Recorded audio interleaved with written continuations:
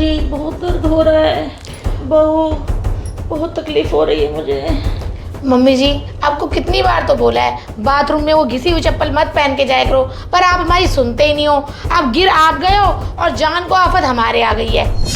चलो भाभी, अब क्या कर सकते हैं। अब चलो किचन में जल्दी से मम्मी जी के लिए कुछ लेप बना के लेके आते हैं जो जल्दी से इनके पैरों में आराम आ जाए। हाँ डॉली, डॉली हल्दी थोड़ी ज़्यादा डाल दे ताकि मम्मी को जल्दी से आराम आ जाए। गिर मम्मी गई है, जान को आफत हमारी आ गई है। डॉली शाम को किटी पार्टी में भी तो जाना है, कहीं वो ही ना कैंसिल हो जाए। अरे नहीं भाभी, किटी पार्टी तो हम हर हाल में जाके रहेंगे।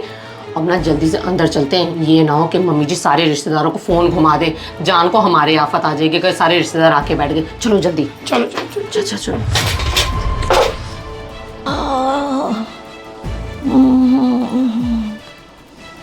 दीदी लेप थोड़ा अच्छे से लगा देना। और मम्मी जी एक बात ध्यान से सुन लो, अब आपका पैर ठीक होने में थोड़ा टाइम तो लगेगा, पर ये ना हो कि आप सारे रिश्तेदारों को फोन घुमा दो। हमसे नहीं होती किसी भी रिश्तेदार की आओ भगत, तो किसी को बताने की जरूरत नहीं कि आपके पैर में मोच आ गई है। हाँ मम्मी जी, डॉली बिल्कुल ठीक कह रही है। आपकी रिश्तेदारी कम है, इतनी लंबी रिश्तेदारी है। आपने किसी को बोल दिया ना कि मैं बाथरूम में गिर गई हूँ तो सब आके यहीं बैठ जाएंगे और हमसे नहीं होगी उनकी आओ भगत। फिर टूटी टांग से ना आप ही करना उनकी आओ भगत। ठीक है बहू, मैं किसी को नहीं बताऊंगी। हाँ मम्मी जी, यही ठीक रहेगा। मैंने आपको लेप तो लगा ही दिया है, अब 2-4 घंटे आराम कर लो। ऐसा ना हो सहेलियों के साथ जाके बाहर घूमने लग जाओ। और हाँ, हम दोनों को शाम को किट्टी पार्टी में जाना है तो उसकी तैयारी करनी है हमको। चल डॉली, हम तैयारी करते हैं।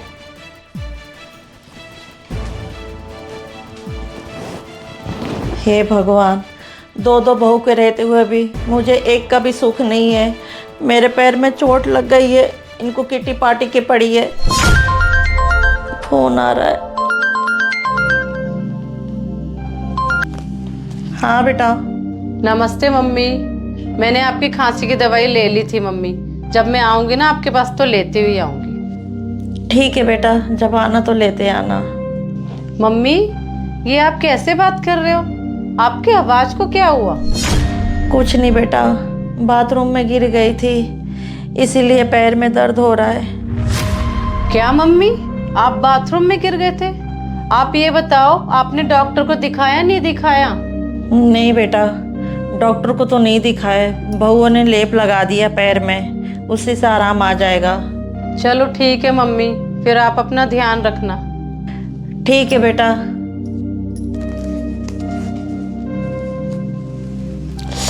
अरे बाप रे, भाभी पता नहीं कहाँ रह गई है, ऑलरेडी हम लेट हो गए किटी पार्टी में जाने के लिए। भाभी कहाँ रह गई थी? अरे कहीं नहीं डॉली, मेरा फोन नहीं मिल रहा था इसलिए लेट हो गई। मम्मी जी सो गई है ना? मम्मी सो गई है। चल चलते हैं किट्टी पार्टी में मजे करने।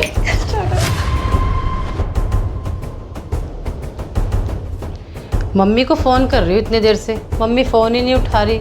ऐसा करती हूँ, भाभी को फोन करती हूँ। भाभी देखते हैं इस बारी किटी किसकी निकलती है। डॉली, किट्टी चाहे तेरी निकले या मेरी, ऐसा करेंगे इस बार ना मनाली घूमने चल देंगे। ये ठीक रहेगा। डॉली, रेनू का फोन आ रहा है, उठाऊं या नहीं? उठा के देख लो क्या कह रही है। हाँ रेनू। भाभी मम्मी फोन नहीं उठा रही, आप कहाँ हो? हम लोग तो किट्टी पार्टी में जा रहे हैं। मम्मी सो गई थी जब हम निकल रहे थे, इसलिए तेरा फ़ोन नहीं उठा रही होगी। तू ना थोड़ी देर में कर लियो फ़ोन। ठीक है भाभी। ठीक है रेनू।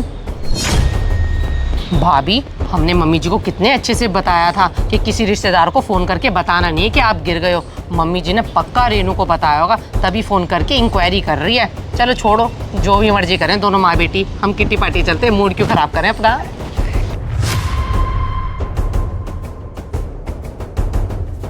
मम्मी मैं क्या पराई हूँ? आपने मुझे नहीं बताया आप सुबह बाथरूम में गिर गए थे। वो तो अच्छा हो मैंने आपको दिन में फ़ोन कर लिया तो मुझे पता चल गया कि आप बाथरूम में गिर गए। रेनू बेटा, मैं तुझे बताना तो चाहती थी, लेकिन तेरी भाभीयों ने मुझे साफ साफ मना कर दिया था कि किसी रिश्तेदारों को बताने की ज़रूरत नहीं है। क्यों मम्मी, भाभी ने रिश्तेदारों को बताने से मना क्यों किया था? अरे रेनू बेटा, रिश्तेदारों को पता चलता तो मेरा हाल चाल लेने आते और तेरी भाभीयों को काम करना पड़ता, इसीलिए तेरी भाभीयों ने मना कर दिया था कि किसी को मत बताना। मम्मी ये बात तो भाभीयों की बिल्कुल गलत है, वो हमेशा अपने बारे में ही सोचती है। और मैंने भाभीयों को फ़ोन किया था, आपको पता है, फ़ोन उठा के भाभी बोलती है कि हम तो किट्टी पार्टी में गए हैं। आपको इस हालत में छोड़ के भाभियों को किट्टी पार्टी में जाना चाहिए था क्या? रेनू बेटा, अब मैं तुझे क्या बताऊं, दो दो बहू के रहते हुए भी एक बहू का भी सुख नहीं है। रेनू बेटा, अब तू ही देख ले मुझे किस हालत में छोड़ गई है। ये दोनों सिर्फ अपने बारे में सोचती हैं। हाँ मम्मी, भाभियों की ये बात तो बिल्कुल गलत है। क्या किट्टी पार्टी में जाना उनका इतना ज़रूरी था जो आपको इस हालत में छोड़ के चली गई? ये लो भाभियाँ आ गई। रेनू, तू कब आई? बस भाभी, मैं तो अभी थोड़ी देर पहले ही आई हूँ। एक बात बताओ भाभी, क्या आप लोगों का किट्टी पार्टी में जाना इतना ज़रूरी था जो आप मम्मी को इस हालत में छोड़ के चले गए? अरे रेनू, तेरे को क्या बताएं, मम्मी तो आज सुबह गिरी है और किट्टी हमारी ऑलरेडी डिसाइड थी। और किट्टी ना हम छोड़ नहीं सकते थे क्योंकि किट्टी हम दोनों ही होस्ट करते हैं। हाँ रेनू, भाभी जी बिल्कुल ठीक कह रही हैं। अगर हम किटी में नहीं जाते ना तो आज की किटी होती नहीं हमारे बिना। भाभी एक बात बताओ, अगर आज किट्टी नहीं होती तो कोई पहाड़ टूट जाता? और एक बात सोच के देखो आप, अगर यही सब आपकी मम्मी के साथ होता और आपकी भाभी किट्टी पार्टी में चली जाती तो आपको कैसा लगता? भाभी, लोगों ने तो बेटे को वैसे ही बदनाम कर रखा है कि वो शादी के बाद भी अपने मायके में इंटरफेयर करती है। एक बात बताओ आप, जिस घर में आप जैसी भाभियां हो उस घर में इंटरफेयर ना चाह के भी बेटे को करना पड़ता है, क्योंकि एक बेटी अपनी माँ का दुख कभी नहीं देख सकती। भाभी एक बात बोलूं आपसे, बात सच तो है मगर कड़वी भी है।